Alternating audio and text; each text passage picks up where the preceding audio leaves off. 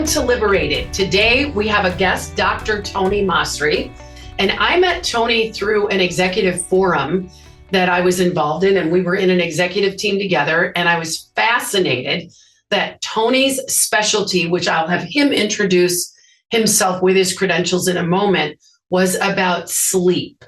And in the work that we do at Keen Alignment, as many of you know, is we're about creating these intentional, healthy, high-performance organizational cultures where people are liberated and experience themselves as being able to contribute at the highest level of effectiveness.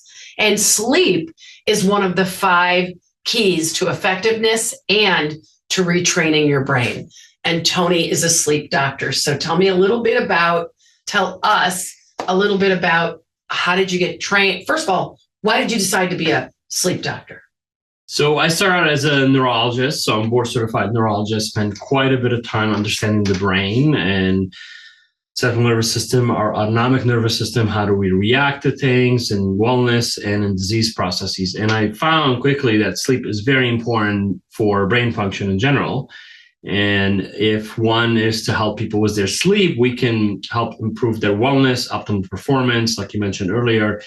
Also, disease management. Sleep plays a very important role in healing and helping us prevent also future medical problems like strokes and heart attacks. So wow, that was one of the reasons I got interested in sleep. And so your career progression, because you have a unique, not typical, doctor working at a hospital, you've done some amazing things in business and in the field of healthcare. So quickly give us a little bit of a bio on your background, but not too much because that could be boring. Okay, sure. We'll keep it interesting and exciting.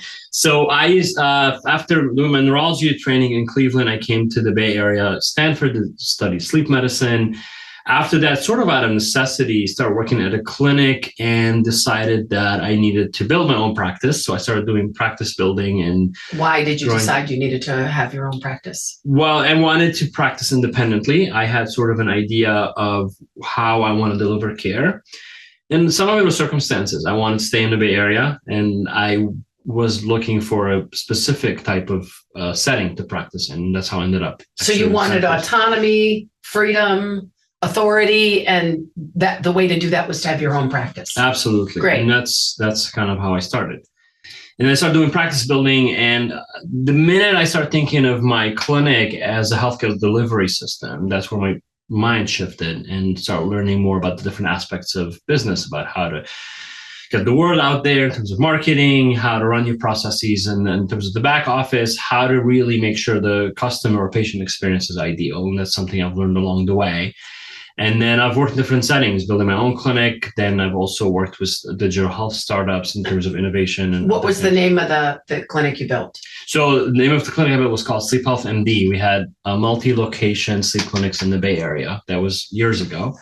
And then since then, I work with El Camino Hospital, which is a local community hospital here in the Bay Area, building the sleep program. I've been working on that for the last 10 years. Wow. And also worked most recently with a digital health startup trying to build telemedicine clinic for sleep medicine. And didn't they have like a wearable or something? Correct. They had a hardware wearable. They had a EEG, which is a device that tracks brainwave activities that you would wear as a consumer and try to see how much deep sleep, light sleep you get.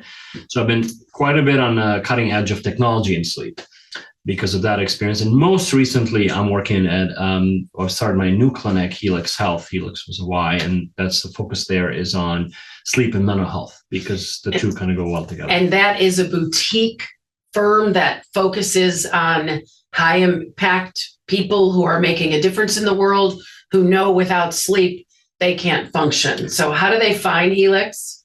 So Helix is on our website, helixhealth.org. We typically do referrals only, but I'm open in terms of your audience is definitely would be a good fit for us. People who are in high performing jobs, looking to basically improve their performance in general, their wellness. They're very interested in living their life to the fullest. Got it. Managing their energy and overall. So longevity is a big conversation right now. And I've been watching Blue Zones. Have you watched Blue Zones? Yeah, I've heard of it. Yeah, it's a good show on Netflix, and it just talks about like how people do live longer, and sleep, and of course, eating well and exercising all has to do with that. So let's go back to, for this show today, what do people need to know about sleep? I mean, Tony Robbins, I paid a lot of money to go sit with Tony Robbins, and Tony says we don't need sleep. It's overrated. We can sleep when we die. And he brags that he only gets 5 hours of sleep a night. So I know that science does not agree with that. So Tony Robbins is Tony Robbins. He might be a machine. But for everybody else, why is sleep so important? Well, there are some people who need less sleep. I don't know about 5 hours. It's more like 6.5 instead of 7.5 or 8.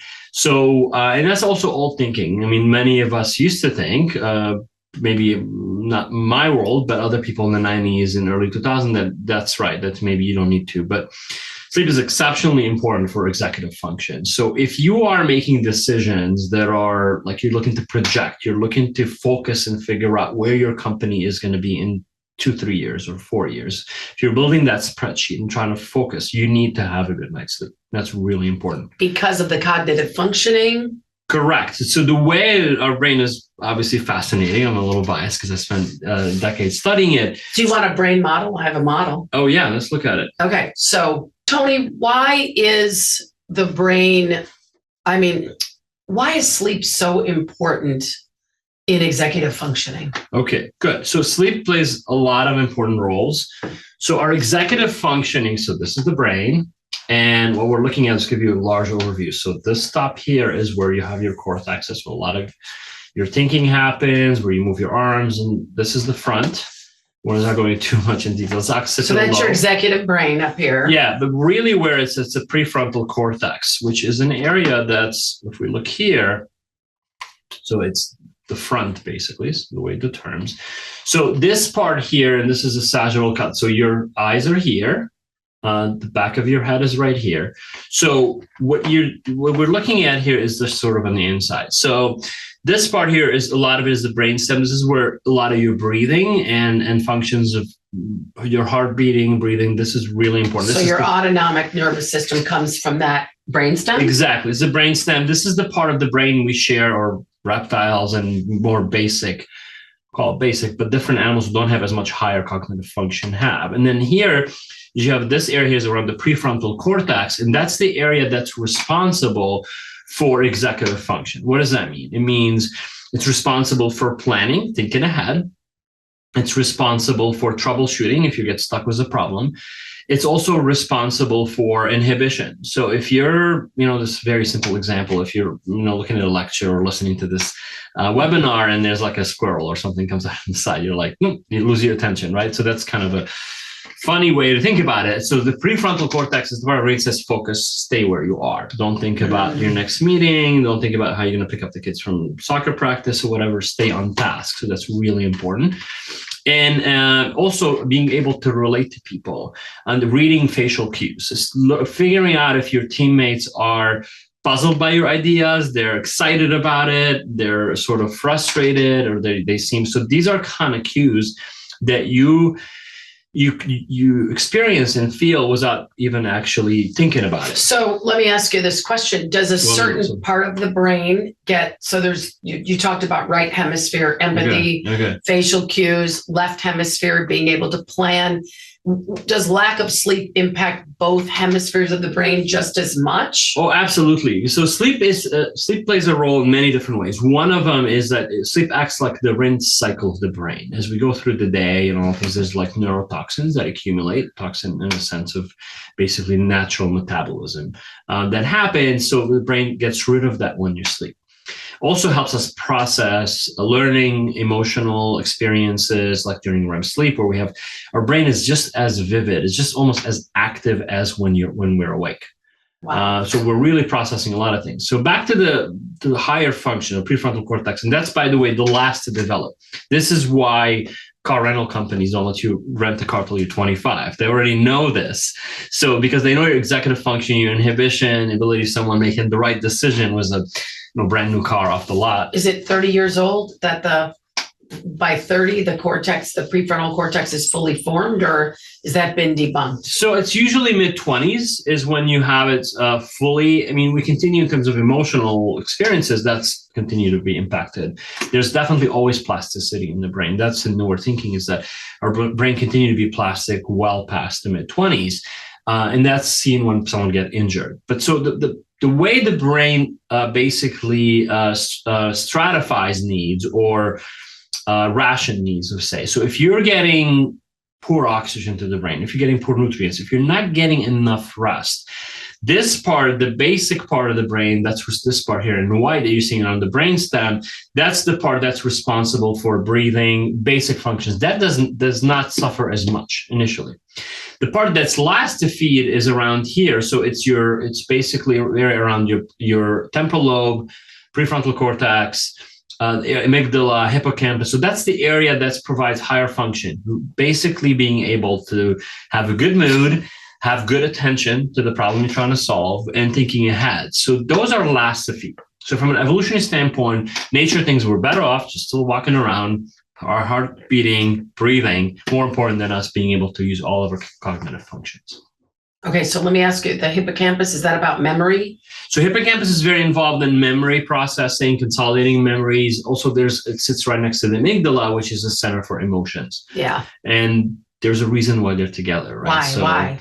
So they kind of work together. So one of the things we all realize is that our memories typically are imprinted around emotional experiences. Traumas, positive or excitement. Good, yeah.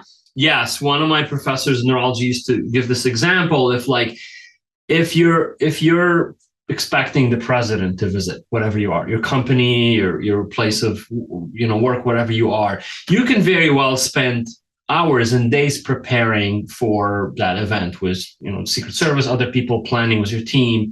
And that whole few days is gonna be a blur compared to the minute you meet the president, right? So it's a very emotional experience. You probably remember exactly the kind of watch they had. You remember what shoes, what color tie, and that stays in your memory. Got it. Because it's an emotionally charged experience. On the negative side, of course, when you're having trauma, those memories become sort of ingrained, and they can change. That's the other thing. Our memories can change over time. They're dynamic. It's back to the neuroplasticity. So you're not stuck with them. It's not static like most things in the brain. Okay, good. So back to sleep. The reason I asked about memory is because one of the things that I've learned is when you aren't taking care of yourself, not enough sleep, not eating right, not exercising, not practicing mindfulness, and you're tired, you literally can, and your amygdala triggers off like you're in trouble, or they're going to judge you, or you're on stage, and you can just completely go blank. And why does that happen? Why do people go blank when they haven't had enough rest, or when they're not taking care of the brain? Well, I mean, it's just sort of your resources, right? Pulling all these resources to be performing. We don't, some of us do more than other public speaking, but it definitely takes quite a bit of effort, right? Mentally. So you need a lot of your functions to be aligned. You need to be paying attention. You need to be able to pull things from your memory, pull names and kind of that.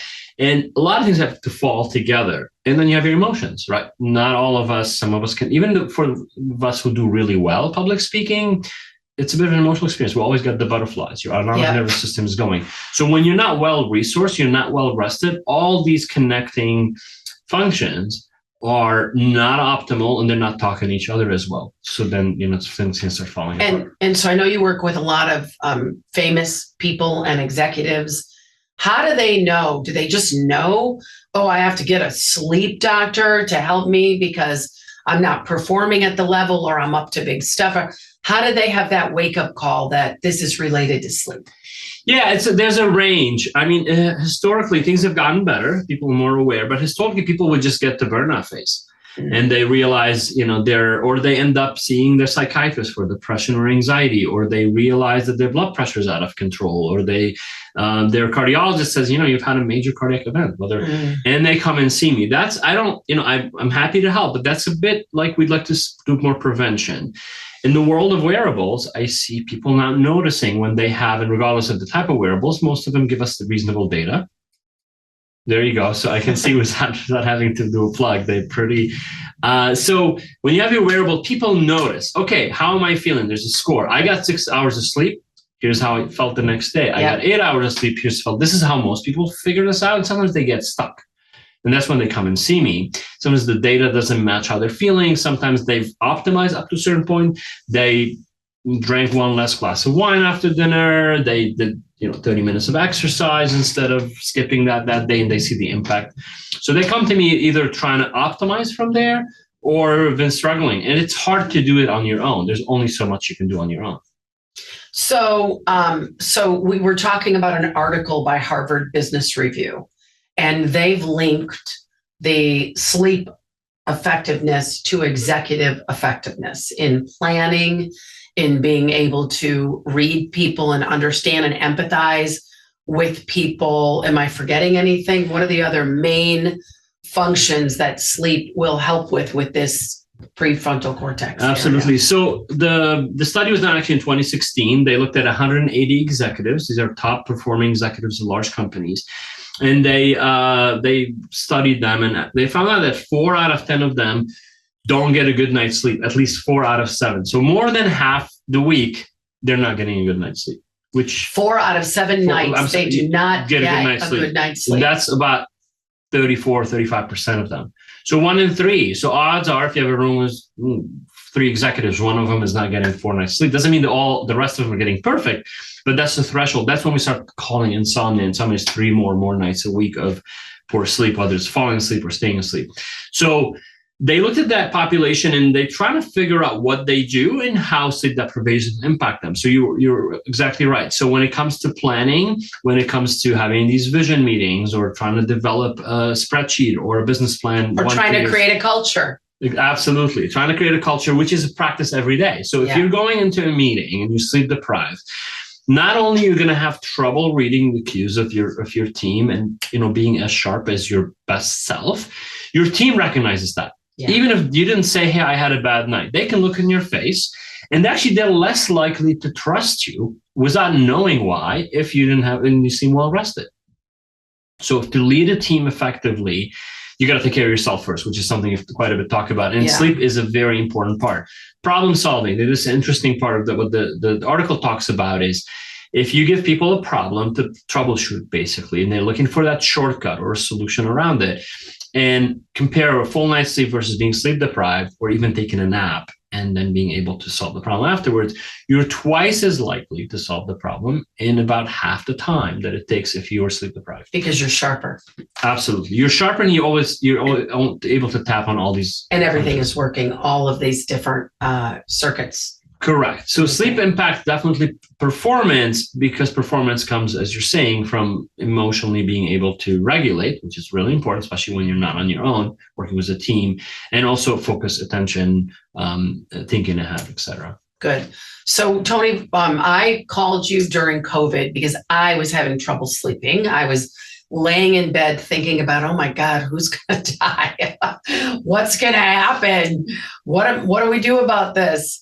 And we did something called sleep hygiene. Can you talk about sleep hygiene? So it's important to have, so sleep hygiene is sort of like a basic, it's the equivalent of, like I tell people, it's like dental hygiene. You want to brush your teeth, you want to floss on a regular basis. That's to keep you out of trouble. What are some tips for sleep hygiene? It's things you always hear about. Don't watch TV in bed. Don't try to answer emails in bed. Well, wait a second.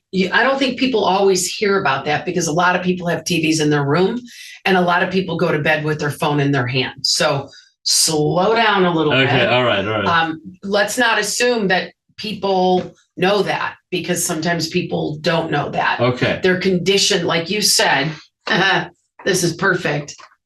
They're human animals, and their little brain is saying, I want to just survive, and I don't want to miss out. So I got to have my phone in my hand. Exactly. Well, they're also, we're social animals, right? Which is great in many ways, but we want to connect with other people. So we're not always on our email. We're on social media. We're answering texts, all these other things. So in terms of sleep hygiene, you really want to separate. So sleep naturally is a passive process. And you and I have talked about this before. And I joke, if you can summon sleep, like you could put a team together or you can work on a project. Most of my successful executives wouldn't have insomnia, right? Except it's the opposite. It's about the striving and always trying to perform that gets in the way of your sleep. It's about letting go. It's basically getting into here, this part of your brain, surrendering and letting, instead of being all in this executive function where this part is firing all the time and forgetting where you are. You're in your planning, worried mind. You're not into your body, and you're connecting with your breath, which comes from right here. So letting go. Exactly. So it's letting go and so I tell people, naturally you sleep on your own. It's kind of like walking, right? You don't think about you don't say, I'm going to put the right foot in front of the left and and the minute you start thinking about walking, it kind of becomes awkward. So feeling awkward, right? So you're going to let go and let the sleep become this passive process of something that's going to come and bubble to the surface. Let your nervous system, let these thousands and thousands of years of evolution take care of you, these hardwired systems. What happens is our sort of neocortex, our busy brain, gets in the way of that and gets us all worked up. And then all of a sudden, our body can't tell a difference between completing a project and meeting a deadline and a very existential threat like a fire or a predator or something. And our physical body, our emotions start reacting the same way. We get amped up, we become hypervigilant. We have this prickly energy that gets in the way of you able to fall asleep. So it's so good. So it's also during COVID, we used to say that people were on a low grade amygdala hijack all the time. So the very thing that allows you to hit it hard and go win is still running you. And so to sit down and rest, that's why, people say, I just can't stop thinking when they meditate or when they lay down. So how does the phone and the TV get in the way when we're in bed? Yeah. So one is, there's a lot of ways, but the primary way is engaging your frontal cortex, right? Your prefrontal cortex is engaging other parts of your brain that should actually be kind of shutting off, right? Okay. Also interrupting, it's like that noise in the background that's like sort of getting in the way of what your body really needs. You also have light, which light, as we learn, as we get older, there's some benefits. We're less responsive to the light, but it's still a problem. Or when your retina in the back of your eye, basically getting light that's from your smartphone or your whatever you're using, tablet or TV, it cannot tell the difference between that kind of light and what you're seeing outside. It's sort of somewhere in its primal state, thinks it's still like sunset, but it's really 11 p.m. at night. So you're giving your body mixed signals, and you're not letting basically do its natural thing. So you want to keep those away, give your sense, and we're not really meant to keep go, and then shut off. We're not a laptop that you can use all the time and you press the standby button, you close it. We need a gradual, natural shutdown. So you're not supposed to, again, close your phone, finish your last task. Again, the key here is task, and be able to fall asleep. You need a proper wind down, 1 to 2 hours. The more you're a night person, the longer that wind down needs to be. So people watch TV at night. They want to get no brain, dumb TV, and they think that is winding down. Am I hearing that TV is not winding down? Well, it depends. Again, I'm not going to say you're going to be no fun 1 to 2 hours before bed. You can still do a lot of meaningful, engaging activities to some extent. It's just you want to be in a wind down mode. So TV, it depends on what you're watching. If you're watching a series that you enjoy, keeps you engaged, forget about the day a little bit, that's fine. If you're watching a thriller or reading a page turner compared to like a book that capture your attention, or reading technical work that's related to your work that gets your mind going, that's not as helpful. So you kind of have to create that room for your body to tell you what it really needs, which is sleep. Yeah. So Tony, in the world of change management and culture, we call it a conscious use of self. And everything you're talking about is being being aware and awake to, there is part of our brain that is like keeps our body moving. And you said connect to the breath. so that we can slow down and have the common sense to know that if I'm watching something that is going to stimulate me, it's going to be hard to then go lay down. So what are some things that people can do? Like take baths, meditate before they go to bed, do yoga, go for a long walk. What are some things? So first of all, time management, right? So time is very important. So one of my favorite things is simple thing is actually setting an alarm to when you start winding down. You don't want, one of the common mistakes people make is they want to you kind of want to go to bed on a consistent way, but you can't control when you fall asleep. So you want to set an alarm when you wake up, but you also want to set an alarm when you start winding down. Okay. Let's say 10 o'clock, your alarm goes off, no more emails, no more certain tasks. So you have to create that. So what are things you can do is breath work. A bath is helpful depending on your water situation where you are. So, reading, getting in your body, trying to do the things that are a good rule of thumb here in general is do the things that we've done for hundreds and thousands of years. Like your room should look like something that from a long time ago. You don't want too many electronics in there. You don't want to be engaged with communicating someone across across the state or out of where you are. Because if I were in our bedroom, we're supposed to be just in our bedroom. Yeah. Not connected to the rest of the world. Yeah. So setting that alarm, giving yourself an hour to do things you enjoy. This is not a time for you to stare at the ceiling for 2 hours away to fall asleep. That's not fun, right? But do things that's for you. Sometimes it's helpful if your mind is busy to sit down and make a list of things that's keeping you planned the next day. Spend 10 to 15 minutes working on that checklist, closing down your day. If you're someone in general, you like to journal, that's good to do that in the evening, not right before going to bed, but at some point. And then once you kind of unload these worries, put them on a piece of paper, or then you can do a little more breath work. You can even watch something that you enjoy a little bit or read a book, and then wait for that sleepiness to come to the surface. Give it enough room and space for that to happen. And what happens if the sleepiness comes and you ignore it, which I have found myself, and what does that do to the body? So you're basically fighting your own natural rhythm. So for that tipping point of sleep to happen, basically you have the sleepiness, the sleep hunger that built up. That's what we drink coffee to keep at bay sometimes during the day if we're sleep deprived. That sleepiness start bubbling to the surface. Then you have your circadian rhythm, your clock that says it's 11 o'clock, it's time to fall asleep. So when you fight it, you're basically missing that sweet spot, that tipping point. If you're getting light, you're moving that. So it's still happening. You're still sleepy under all that. So that's why the people have this feeling of being tired but wired, because your brain is a really powerful tool. So you're exhausted emotionally, mentally, even physically, but you can't shut down your brain.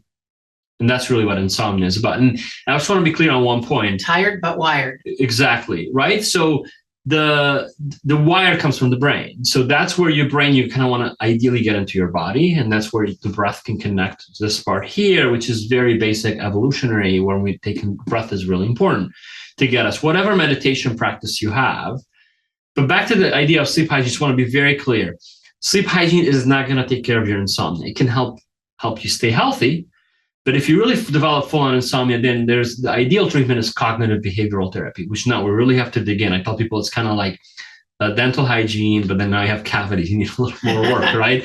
So the cognitive behavioral therapy is a way to change your mindset, manage your thought process, and change your behavior to get better sleep. It's a lot of it is deconstructing these things that you've developed, these bad habits. So how long does it take for a typical person to have a breakthrough in sleep? So with cognitive behavioral therapy, if they do everything you say. Yeah, and we work on the hurdles. Part of the crux of therapy, which is medicine, is a bit of an art, right? It's not just a science, is when I tell people what to do, I'm helping them work through the hurdles. Because people can tell, you can read and say, okay, I got to do X, Y, and Z. It's like, how do you get there? So, but the beauty of cognitive behavioral therapy, it's not a long-term commitment. It's usually 4 to 6 sessions. So we meet weekly. We usually about an hour. So you have a bit of a homework, which is basically tracking your sleep. You keep a diary. Again, it's very subjective. It's nice to have your wearable, but more importantly, it's how are you feeling subjectively? Because insomnia really lives mostly in your head, right? It's this brain activity that's happening. So we do weekly visits, some education, behavioral management, and working on your cognition. Usually within 4 to 6 weeks, within 2 to 3 weeks, people start having a breakthrough. And then typically most work is done between 4 to 8 weeks. And are these done live or remote? I mean, do you work with people all over the world? I actually work, exactly. Across state lines, we're mostly on virtually. That's one of the benefits, and we're all got used to using Zoom because most of this therapy does not require physical exams. So we're really mostly working. It accommodates people's schedule. I like to keep the weekly cadence, whether you're away at a conference somewhere, even you're traveling with your family on vacation. As long as you have an internet connection, we can continue to meet. And then, what was my other question? What's the after they have the breakthrough? What kind of maintenance, or do they just say, bye, Tony, I'm sleeping, I'll never see you again? Sometimes that happens. My commitment to my patients, I always tell them, it's like one time you're a doctor, I'm always your doctor. So I'm always available for you, especially with Helix. We have this, again, high touch approach where I don't have thousands of patients. Obviously, I have a few select patients that I work with, so I am available. So the ideal situation, yes, people get better. I would say at least a third continue to see me once a month. We have some maintenance check-ins, some people every 2 to 3 months, but it's good to keep that. And I usually, once we complete the initial therapy, I give people very clear outline of like, this is what happens if things veer off course. This is what you can do on your own. This is when you need to call me. Good. All right. I have a couple crazy questions. So let's say you're in a partnership and you're a 5 a.m. waker and you go to sleep by 10:30, but they go to sleep at midnight and they wake up at 9 a.m. How does that work long-term when people are completely on a different sleep schedule? That's actually a really good question. Some of the dating services are paying attention to that, kind of aligning people. It does make it a little harder because the best time to go to sleep is when you're sleepy. It's not when your partners are ready to go to bed. It's not because, you have to wake up at X amount of time. So lining up when you're sleepy is important. And that also, the circadian rhythm is important. Every organ in our body has a circadian rhythm. So hormonally, in terms of libido and sex, aligning with your partner is really important because you have to align your circadian rhythm. So first of all, you're not doomed. There's hope for sure. So you can align your schedule, and it comes to become basically you can work with your partner, whether you want to meet in the middle or one of you wants to become a morning person or the other one's going to become a night person. So there's something called Zeitgebers, which is a German word for clock setting. It's basically you can move your clock.